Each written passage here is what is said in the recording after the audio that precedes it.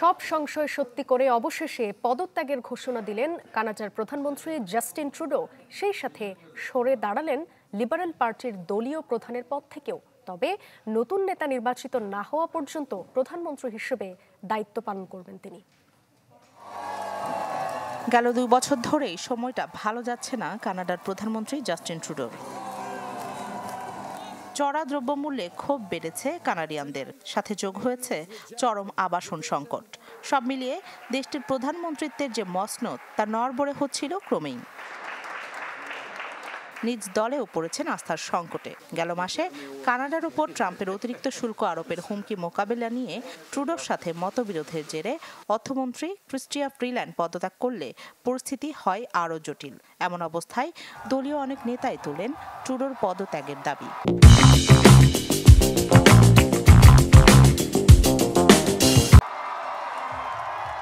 এরপর থেকেই যে কোনো সময় পদ ছাড়তে পারেন এমন গুঞ্জন ভেসে বেড়াচ্ছিল বিভিন্ন আন্তর্জাতিক গণমাধ্যমে। অবশেষে সব সংশয় সত্য করে এক সংবাদ সম্মেলনে দিলেন পদত্যাগের ঘোষণা, সাথে সরে দাঁড়ালেন দলীয় প্রধানের পদ থেকে।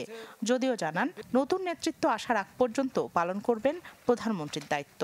24 মার্চ পর্যন্ত মুলতবি ঘোষণা করেন সংসদ। লিবারেল পার্টি নতুন নেতা নির্বাচিত করার পর আমি প্রধানমন্ত্রী হিসেবে পদত্যাগ করতে চাই। প্রেসিডেন্টকে এই বিষয়ে সব ধরনের ব্যবস্থা নিতে বলেছি। যখন দলের ভেতরেই আমাকে লড়াই করতে হচ্ছে, তখন আমি মনে করছি না এবারের নির্বাচনে সেরা বিকল্প হতে পারবো আমি। এদিকে কানাডায় কমতে শুরু করেছে ট্রুডোর দল লিবারেল পার্টির জনপ্রিয়তা। ডিসেম্বরের এক সমীক্ষায় দেখা যায় মাত্র 22% কানাডিয়ান তার নেতৃত্বে ভরসা রেখেছে। এছাড়াও বিভিন্ন জনমত জরিপ বলছে এবারের নির্বাচনে বিরোধী দল কনজারভেটিভ পার্টির কাছে বাজেভাবে হারবে লিবারেল পার্টি। 2015 সালে নির্বাচনে জিতে প্রথমবারের মতো কানাডার প্রধানমন্ত্রী হন ট্রুডো। তারপর আরও 2টি নির্বাচনে জয়লাভ করে প্রায় 10 বছর ধরে প্রধানমন্ত্রীর দায়িত্ব পালন করছেন তিনি।